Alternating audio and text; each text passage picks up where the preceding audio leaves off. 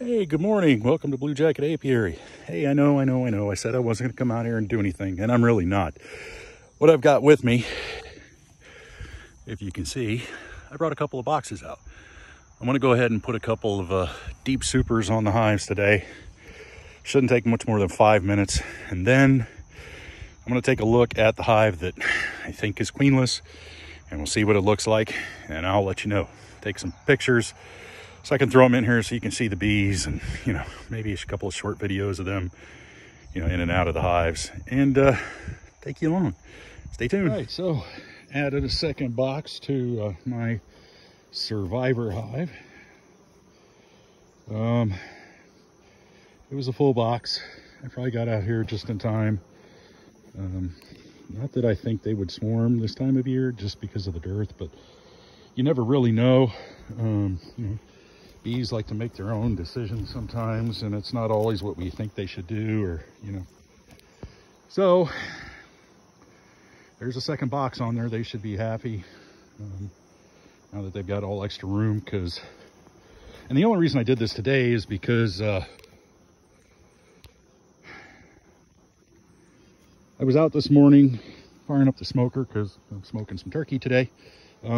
And I saw about 4 or 5 bees up there by the back door, and they all had pollen. White, like just about as white as I can think of pollen. I'm not sure where they're getting it, but hey, as long as they're getting pollen, there's a chance they'll get a little bit of nectar. And so I want to be prepared just in case. So I'm out here putting on boxes. I'm going to check this last hive because a week and a half ago or so, I was out here and they had no brood, and I'm going to take a quick peek in there just long enough to see if anything has changed, and if not, I'm just going to let it go. Stay tuned.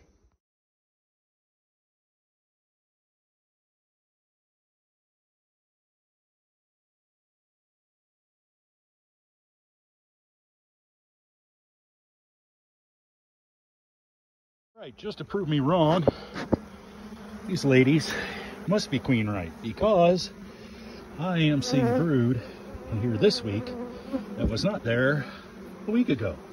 So I am thinking they're okay. So once again, they're proving me wrong. So here's what we did. We added a super. We added another deep box super. I did put the queen excluder in there. There's a queen excluder in here as well. I run single deeps as far as my brood box is concerned. The one on the end that was queenless, well, evidently I don't have any idea what I'm talking about because there's brood in there. So that tells me they got a queen.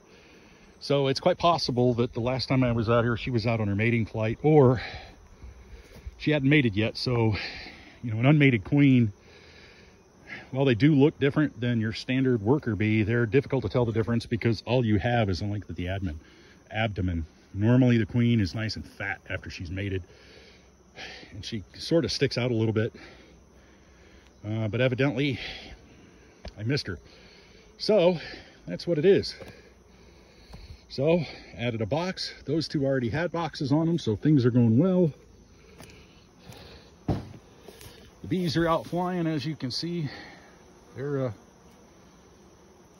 in and out, in and out, in and out. There is some hive activity, but I think that's because I'm out here. Sort of got them stirred up a little bit. That's okay. Like I said this morning, I did see 1 or 3 or 5 or 10 or something like that with white pollen. I'll have to go see if I can figure out what that might be in my area. And but that's good news, because that means they're out foraging and they're out finding stuff. And as long as they're foraging and they're able to find nectar and or pollen, the hive is going to do all right. This box, I will have to add a couple of bricks under it because it's a little low. It's a little low to the ground. I like it to be at least 9 or 10 inches up off the ground, because what happens is, let's say some critter that likes bees, think about a skunk, they come in there, they can't get to it, so they have to get up on their back legs, put their front paws up on the blocks.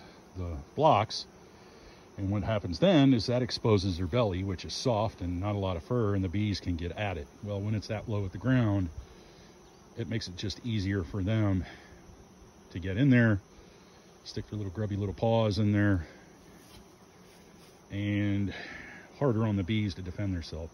Like that one over there, it's a good 9-10 inches up. This one's only 3 or 4. That one's almost a foot. These are pretty good up there, so I'm not worried about them. It's that one. So at some point I'm gonna have to come back out here. I'll probably wait another couple days to do it, because right now they're a little bit stirred up and I just don't want to have to worry about them, and I don't want to have to try to do it in my suit. So I'm gonna get out of here. It's hot.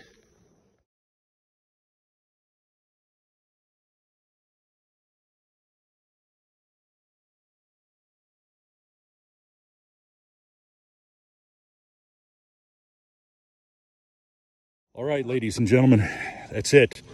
As you can see, maybe you can, maybe you can't, I don't know, but I have plenty of sweat dripping down, and I've only been out here about 15 minutes, and all I've done is lift up a couple of boxes. So, yeah, like I said, it's hot out here today, but this needed to get done just because I was gonna do it yesterday, but it was just way too hot. So I came out a little earlier today than I was out yesterday.